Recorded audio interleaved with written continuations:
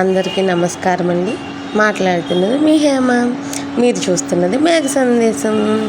ఈరోజు మరొక మా చిన్న గార్డెన్ వీడియోతో మీ ముందుకు వచ్చేసానండి.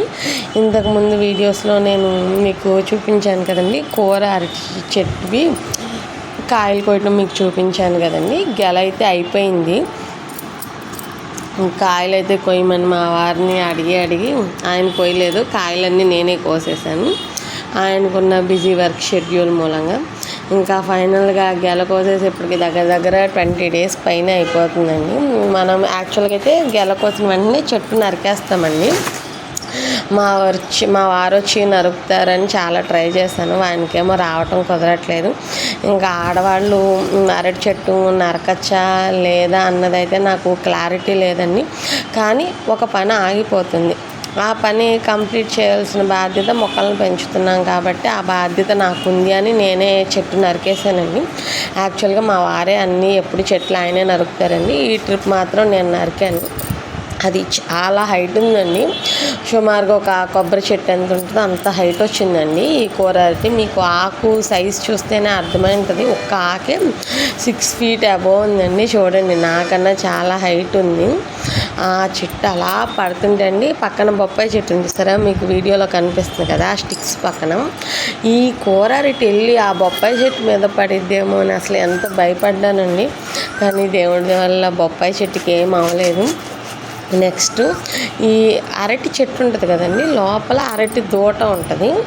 అది మన హెల్త్కి చాలా మంచిదండి. మామూలుగా మనకి కొబ్బరి చెట్టుకు ఉండేదాన్ని అయితే మొవ్వ అంటాం కదండి, అలాగే అరటి చెట్టుకు ఉండేదాన్ని అరటి దూట అంటాము. అది చాలా మంచిది. అందరూ మామూలుగా అరటి దూట తీసి వాటర్ కడతారు కదండి. నేను యాక్చువల్గా వచ్చేటప్పుడు దానికి కావాల్సిన సామాగ్రి తెచ్చుకుందాం అనుకున్నాను, తెచ్చుకోలేదు. ఈ అరటి దూట ఆల్రెడీ ఒకటి అక్కడ చూస్తున్నారు కదా కట్ చేసేసింది, ఒకటి తీసాను. ఇంకొక దూట కూడా మళ్ళీ ఇంకోటి కావాల్సి వచ్చింది. మా గ్రూప్లో గార్డెనర్ ఒక ఆవిడ కావాలి అరటి దూట. ఈ అరటి దూట అంటండి కిడ్నీ ప్రాబ్లమ్స్ అన్న ఉంటే ఈ అరటి దూట తింటే ఆ కిడ్నీ ప్రాబ్లమ్స్ అనేది సాల్వ్ అవుతాయి అంటండి. మా గార్డెనర్ ఒక ఆవిడ అడిగింది కావాలని. ఇంకా సరే నాకు ఒకటి తీసుకుందాను, ఒకటి చీల్చాను. మళ్ళీ అది గుర్తొచ్చింది. నాకు గుర్తొచ్చి సరే ఇంకోటి తీసాను. అసలు అరటి దూట తీయటం ఏదో ఈజీ అనుకున్నాను కదండి, కానీ అంత ఈజీ మాత్రం కాదండి.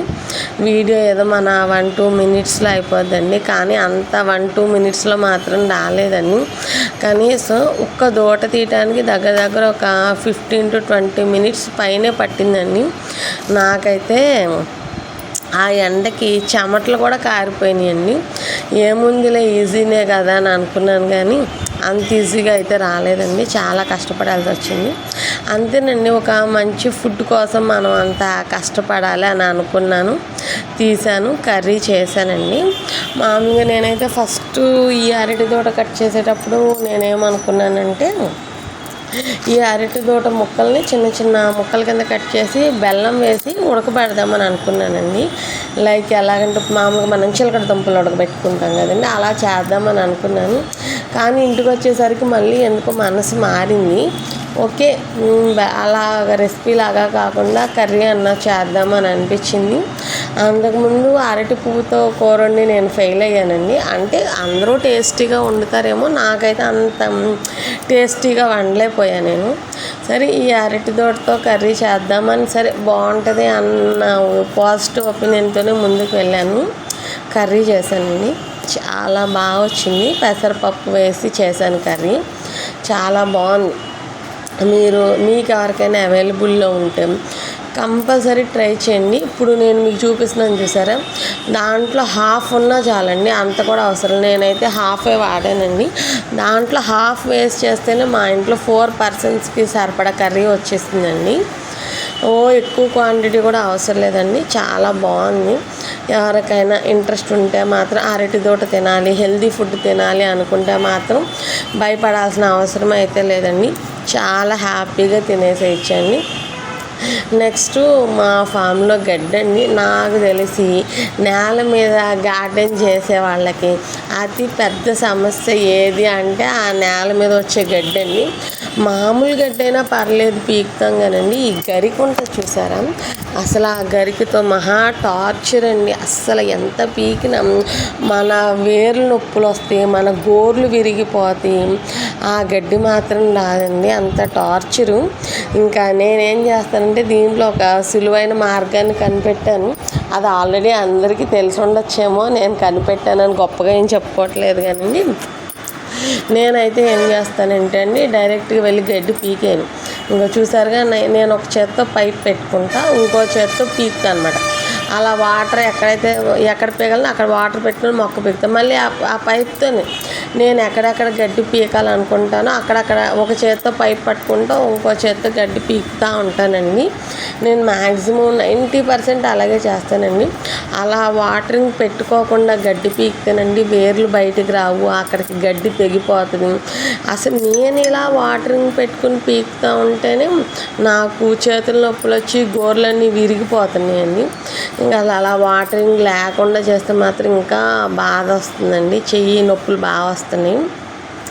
నేను వర్కర్స్ని పెట్టి చేయించుకునేది బాగా తక్కువ అండి, ఏదో ఇయర్లీ 1 or 2 times అలా చేయించుకుంటాం. మాకేంటంటే అండి, పల్లెటూరులో అయితే కొంచెం మంచిగా దొరుకుతారేమోనండి వర్కర్స్. మాకేమో ఇది టౌన్ అయిపోవటం మూలంగా అండి పెద్దగా మొక్కల పనులు చేసేవాళ్ళు దొరకరండి. ఫస్ట్ ఏమో మేము చేస్తాము వస్తామండి మీకెందుకు అది ఇది అని చాలా మంచిగా చెప్తారు మాటలు.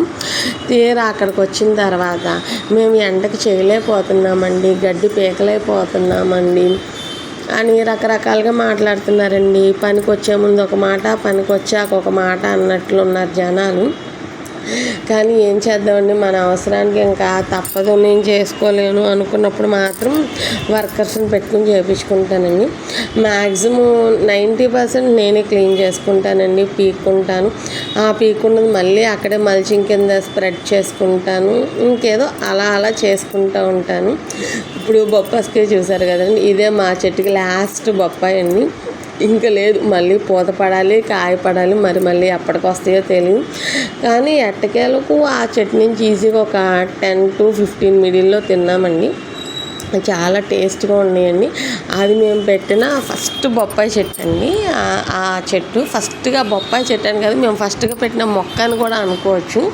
అది వేరే చోట పడి మొలిస్తే ఇక్కడ వెళ్తే వాటర్ సఫిషియెంట్గా ఉండదు, ప్రహరీ గోడకు మరీ ఆనుకుపోయి ఉన్నట్లుంది, ఉసిరి చెట్టు నీడలో వచ్చిందండి.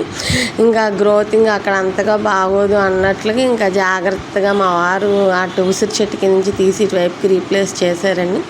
మా వారి హ్యాండ్ మంచిదండి, చక్కగా బ్రతుకుతాయి ఆయన చేతితో ఏ మొక్కలు పెట్టినా. అలాగే ఆ మొక్క బ్రతికి మాకు అన్ని కాయల్ని కూడా ఇచ్చిందండి. చాలా హ్యాపీ అండి. బొప్పాయి అనేది మనకి ఆరోగ్యానికి కూడా చాలా చాలా మంచిదండి. నాకేంటంటే ప్రత్యేకంగా గడ్డి పీకాలి ఇది నా పని అలా ఆల్మోస్ట్ పెట్టుకోనండి, అలా పెట్టుకునేది బాగా తక్కువ.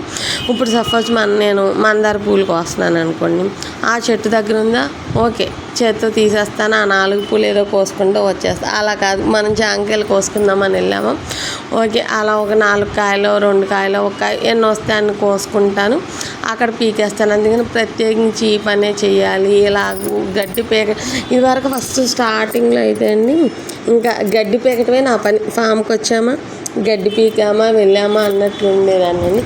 ఇంకా అసలు ఏంటంటే ఇప్పుడు ఏంటంటే పీకి నేను పీకుతున్నాను, నేను గుప్పుడు పీకితే అది 2 గుప్పుళ్ళు వస్తుందండి, అంత గడ్డి వస్తుంది.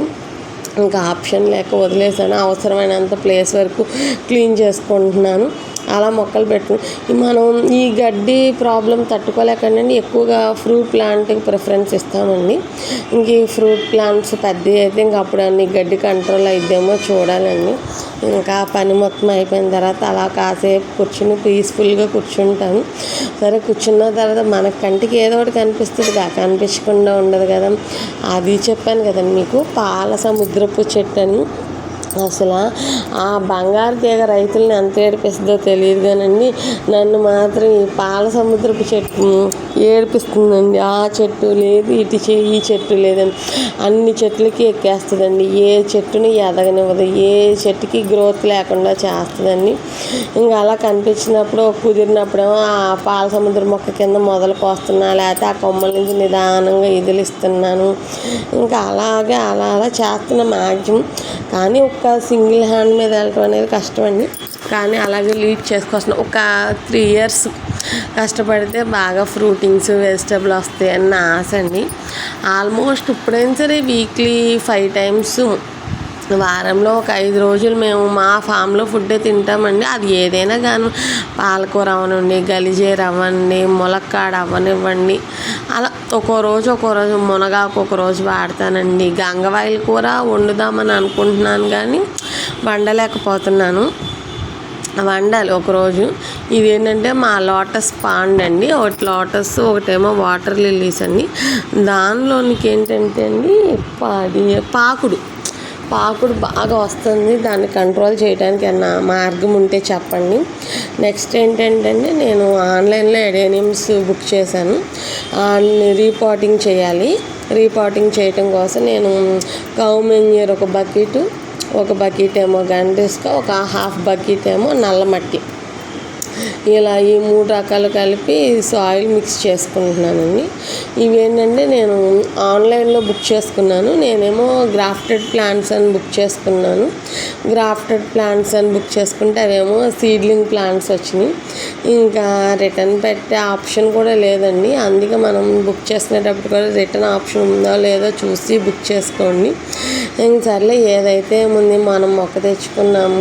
ఇది మామూలుగా వాడు ముద్దవన్నాడని నేను ముద్ద బుక్ చేశాను. ఇది కూడా రిటర్న్ పెట్టే ఆప్షన్ లేదు. ఒకవేళ ఉన్నా పెట్టేదాన్ని కాదు. ఎందుకంటే ఓకే, ఈ సీడ్లింగ్ ప్లాంట్స్ నుంచి ఒక ముద్ద వస్తుందా, రేకే వస్తుందా? ఒకవేళ రేక్ వచ్చిందనుకోండి, నా దగ్గర అయితే పింక్ తప్పితే ఇంక వేరే కలర్స్ ఏం లేవండి. ఇంకా వేరే కలర్స్ వస్తాయా, ఓకే ఎక్స్పెరిమెంటల్గా చూద్దాం అన్నట్లుగా ఇంకా అలా రీపాట్ చేసుకుని పెట్టుకున్నానండి. ఈ ఎడేనియమ్స్కి వచ్చేసరికి కంపల్సరీ ఎండ ఎక్కువ కావాలండి. ఇంకా అందుకే వాటిని ఫామ్లోనే పెట్టేసి వాటరింగ్ చేసుకుంటున్నాను. ఇదేమో మన ఆవేరు బెర్త్ అండి. అంతకుముందు మీరు వీడియోస్లో చూసుంటారు. అసలు మొత్తం చిలకడదుంప బీభత్సంగా పాకేసింది కదండి. ఇంక ఈ సంవత్సరం మాత్రం ఆ ప్రాబ్లం ఫేస్ చేయకూడదని వచ్చిన చిలకడదుంప మొక్క ఎక్కడన్నా కనిపిస్తే వెంటనే పీకి పారేస్తున్నానండి. సుమారుగా ఆఫ్టర్ శ్రావణ మాసం నుంచి పెరగనివ్వాలండి. శ్రావణ మాసంకి ముందు పెరగనివ్వకూడదు. ఇవేమో బెండ సీడ్స్ వేసానండి. ఒక 10 కాదండి, ఒక 20 days అవుతుంది. ఆ సైజు వచ్చినాయండి. ఓకే అండి, మరొక మంచి టాపిక్తో మళ్ళీ